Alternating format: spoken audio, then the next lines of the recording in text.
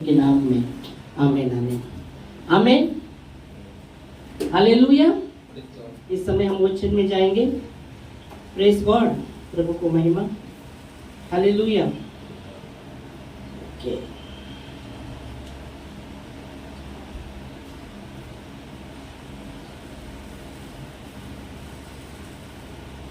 Okay, तो इस समय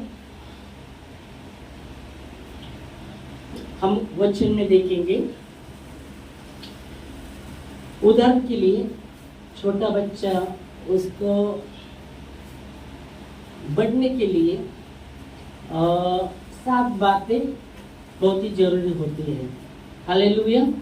वैसे आत्मिक जीवन में भी जैसा ये साल आत्मिक ब्लेसिंग का है, आत्मिक जो ब्लेसिंग का है, तो हम देखते हैं वचन में। वैसे आत्मिक रीति से भी ये 7 बातें बहुत ही जरूरी है। तो हम आते हैं। पहली बात, वो छोटे बच्चों को जब उसका जन्म होता है तो चेक किया जाता है सही तरह कि उसका वो सांस सही तरह ले रहा है क्या, वो सांस सही तरह ले रहा है क्या। Praise Lord.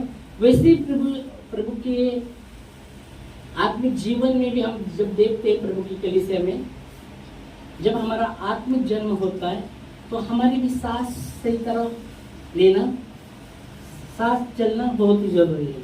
और आत्मिक रीति से सांस इसको दर्शाता है, कहूँगा प्रार्थना को, प्रार्थना को। आमीन। प्रार्थना को दर्शाता है। हम आते हैं वचन में। तो पहला जो बच्चा सांस लेना जारी रखता है तो उसके लिए मैंने बोला सांस जो है वो प्रार्थना को दर्शाता है। तो आते हैं फिलिप के काम 2 अध्याय और 42 वचन। फिलिप के काम 2 अध्याय 42।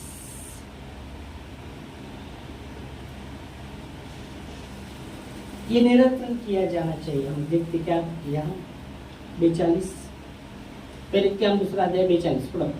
और वे प्रेरितों से शिक्षा पाए, पाने में और संगति रखने में और रोटी तोड़ने में और प्रार्थना करने में लोलित रहे। तो ये निरंतर होना चाहिए। तो यहाँ आप देख सकते, प्रार्थना एक सांस के समान, एक विश्वास की जो प्रार्थना एक सांस के समान है।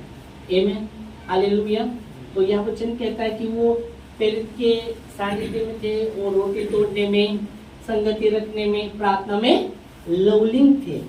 आमीन हालेलुया। जो पहले हम कर रहे थे विषय में देखते हैं। और एक वचन देखेंगे, 1 तिमोथी 5:17। 1 तिमोथी नहीं, 1 Thessalonians 5:17। निरंतर प्रार्थना करो, निरंतर प्रार्थना करो, यहाँ कहा गया है। निरंतर प्रार्थना में लगे रहो, निरंतर प्रार्थना में लगे रहो और निरंतर प्रार्थना में लगे रहो। पौलुस जब उसका जीवन परिवर्तित हुआ, वो ऐसा ही उसने किया। अगर हम आते फिलिप के काम 9:11 में, उसने जब उसका जीवन परिवर्तित हुआ तो उसने वैसा ही किया। फिलिप के काम 9 अध्याय 11 वचन में।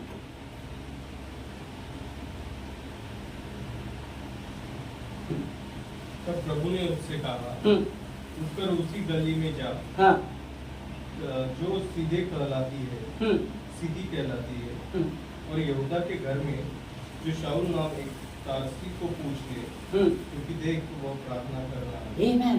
शाऊल जैसा उसका परिवर्तन हुआ, और बाइबल कहती है वो उस गली में, वो नगर में था और वो प्रार्थना कर रहा था।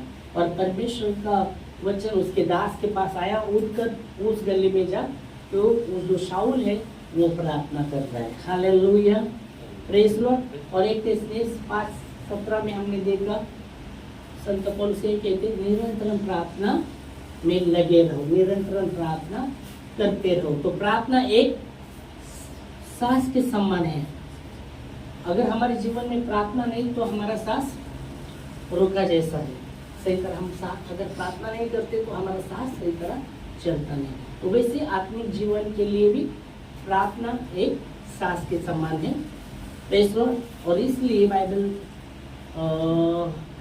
कलीसियों के 4 अध्याय और 2 वचन में लिखा गया है, जागते रहो और प्रार्थना में लगे रहो। अगर हम पढ़ते हैं कलीसियों की किताब 4 अध्याय और 2 वचन, दूसरा वचन,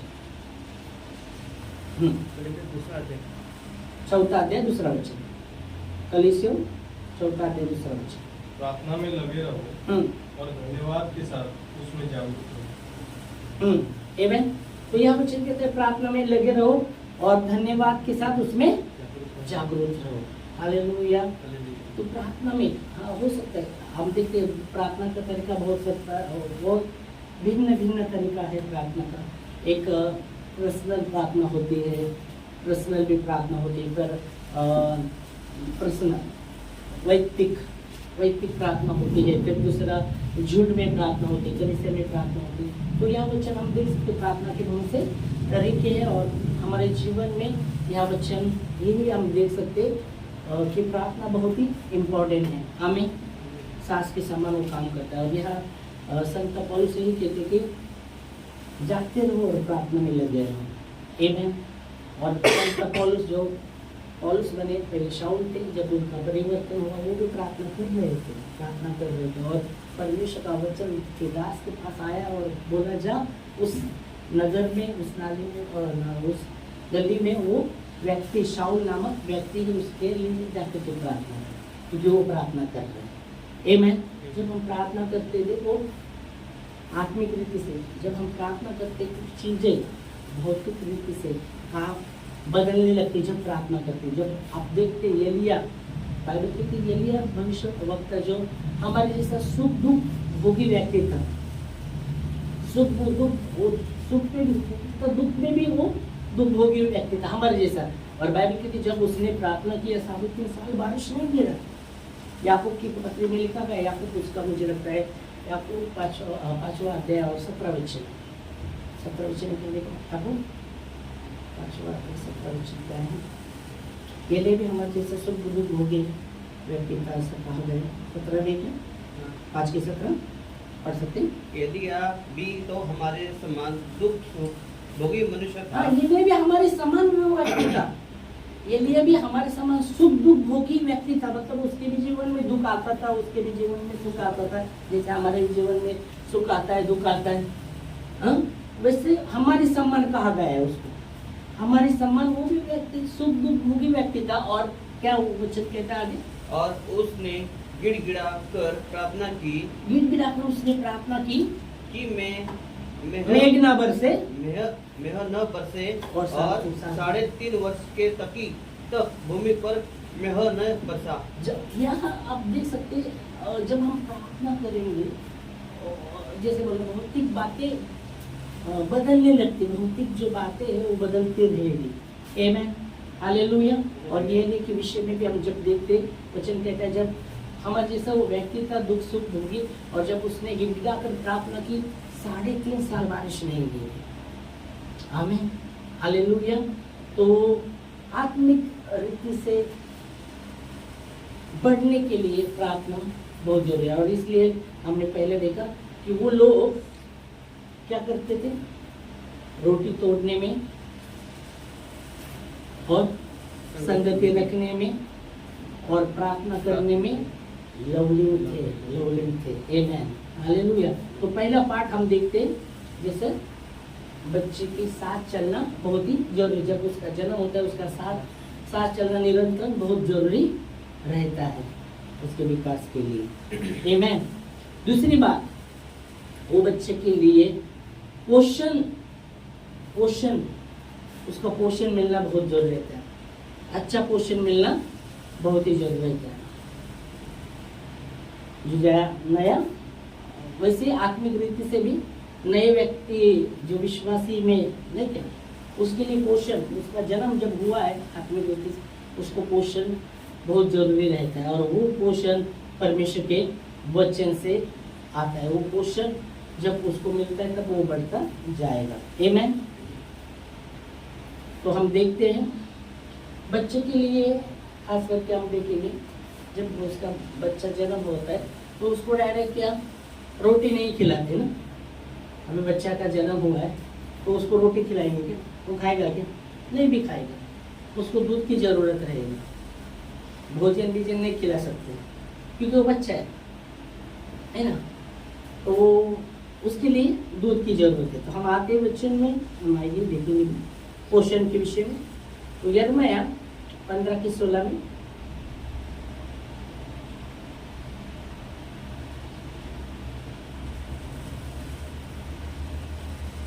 वचन परमेश्वर का उसको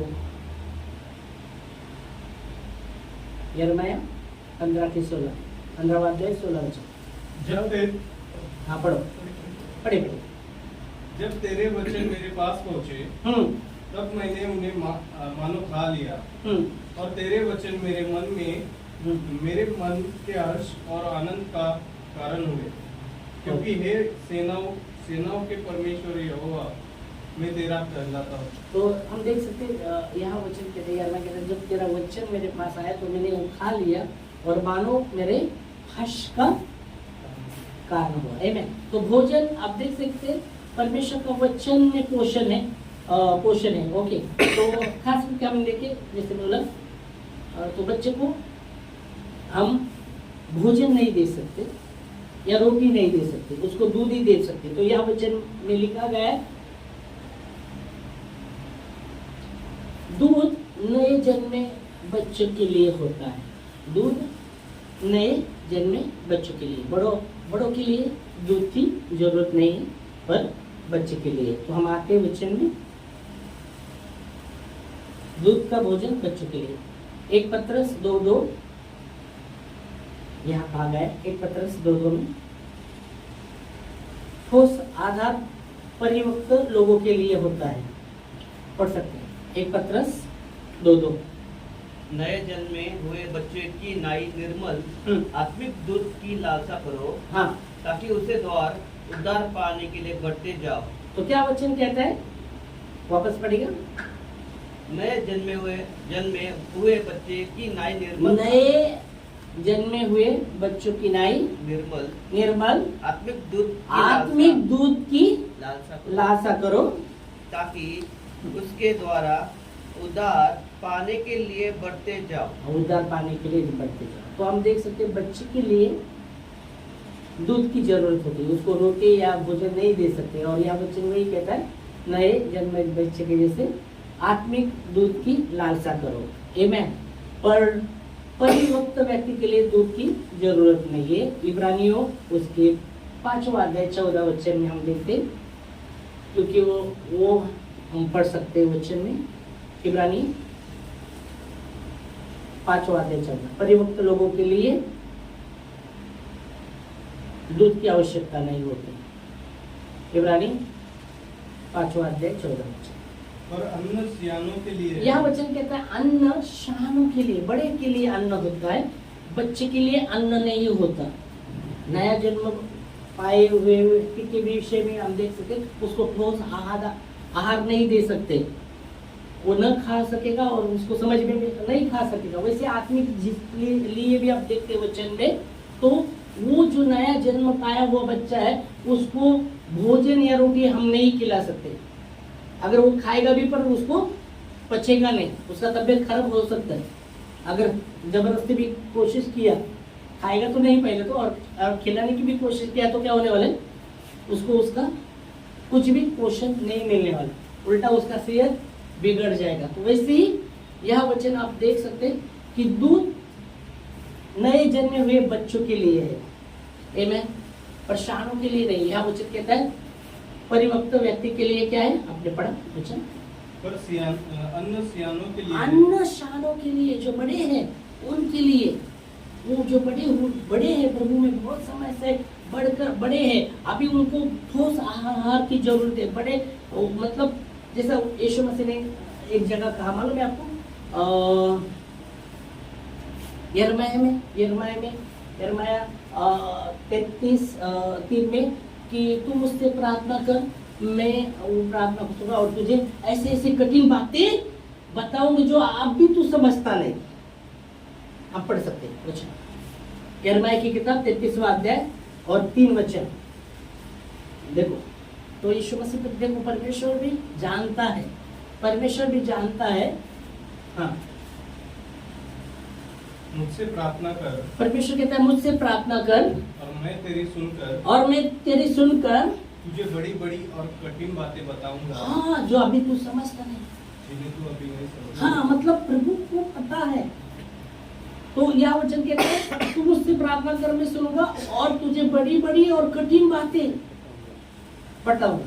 अभी नया जन्म हुए व्यक्ति को अगर कठिन बातें आप लोग बताएंगे तो पहले पीछे भाग जाएगा वो, क्योंकि उसको दूध की जरूरत है, ठोस भोजन की जरूरत नहीं है।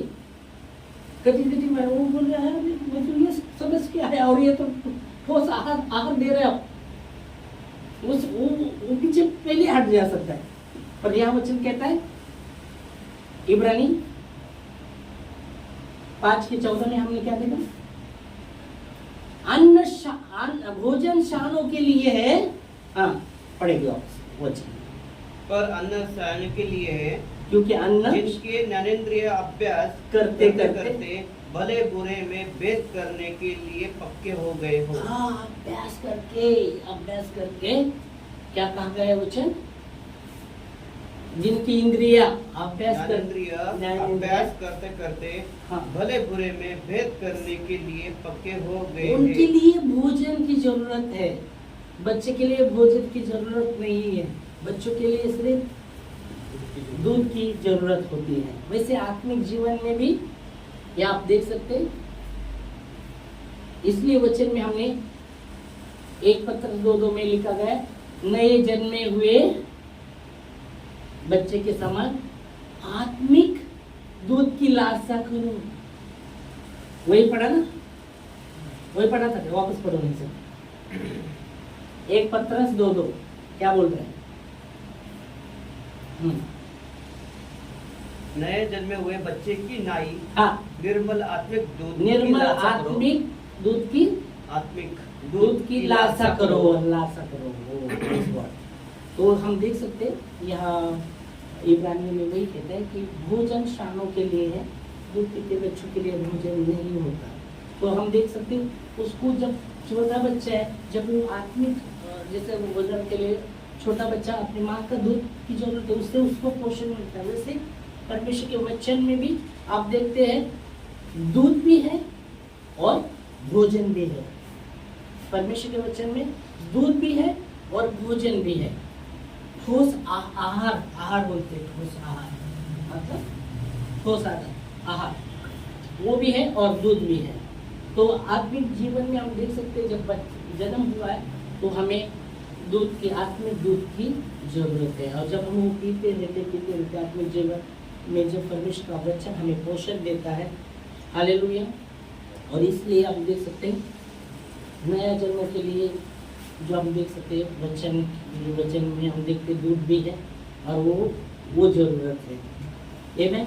और वचन कहता है अन्न भोजन शानों के लिए है, दूध पीते हुए बच्चों के लिए नहीं। और इसलिए यीशु मसीह परमेश्वर का वचन में हमें देखा कि तुम मुझसे प्रार्थना कर, मैं सुनूंगा और बड़ी बड़ी और कठिन बातें तुझे बताऊंगा जो अभी कुछ समझता नहीं। आमीन, हालेलुया। और हम देखा ये भोजन शानों के लिए, जिसकी इंद्रिय अभ्यास करते करते भले बुरे भेद के करने के लिए पक्के हो गए हैं, उनके लिए भोजन की जरूरत होती है। तो हमने 2 बातें आप देखें। एक बात बच्चे के लिए उसका सांस, जब उसका जन्म हुआ है तो उसका सांस लेना निरंतर जरूरी है। वैसे आत्मिक जीवन में भी जब हमारा जन्म हुआ है वो सांस लेना निरंतर, प्रार्थना में हमें प्रार्थना करनी बहुत ही जरूरी है। अगर हमारे जीवन में प्रार्थना नहीं, विश्वास के जीवन में, तो हमारा सांस बंद पड़ा है, बंद पड़ा। इसलिए यीशु मसीह ने कहा, क्या वो कहता है जैसा विश्वास के लिए बिना मरा हुआ है, विश्वास के लिए मरा हुआ है। जैसे उदाहरण के लिए देह में देह आत्मा के द्वारा मरी हुई है। अगर देह से आत्मा निकला तो वो मरी हुई है। वैसे विश्वास भी कर्म में मरा हुआ है। तो हमें लगातार सांस लेनी है, लगातार प्रार्थना। इसलिए वचन में हम देख सकते कि संत पौलुस कहते हैं जागते रहो और प्रार्थना करते रहो। यीशु मसीह ने भी कहा ये तो शरीर नियंत्रण है और आत्मा तैयार है, आत्मा तैयार है। आमीन, हालेलुया। अब दूसरी बात हमने क्या देखा? क्या देखा? पोषण की जरूरत है। कुछ देखो बच्चे, उनको पोषण नहीं मिलता तो क्या होता है? उसके वो बच्चे अपने देख क्या रहेंगे, कैसे रहते हैं? एकदम पेट एकदम बड़ा हुआ, हाथ पाँव एकदम छोटे छोटे हाथ पाँव, क्योंकि उनको पोषण नहीं है। और मनुष्य के बच्चे में पोषण है। बच्चे में दो प्रकार, एक तो दूध भी है और क्या है? भोजन भी है। Praise God, hallelujah. तो आज इधर रुकते, अगली बार और भी हम बढ़ते जाएंगे। तीसरा पॉइंट व्यायाम के विषय में। बच्चे के लिए व्यायाम की भी जरूरत है। जो बच्चे वो बच्चे को नहाते तो वो तेल मालिश करते रहते, उसको व्यायाम रहते हैं, वो खुद कर सकता नहीं तो उसको माँ या कोई करके मालिश करते। तो अगली बार हम उसमें जाएंगे, उतरेंगे। हालेलुया। तो इस समय हम खड़े होंगे प्रार्थना में, प्रभु को धन्यवाद देंगे। ये दो विषय हमने जब लिए हैं, प्रभु धन्यवाद देते खुदावंद परमेश्वर, धन्यवाद देते प्रभु जी आपके वचनों के लिए। ओ प्रभु यीशु मसीह, हमारे जीवन में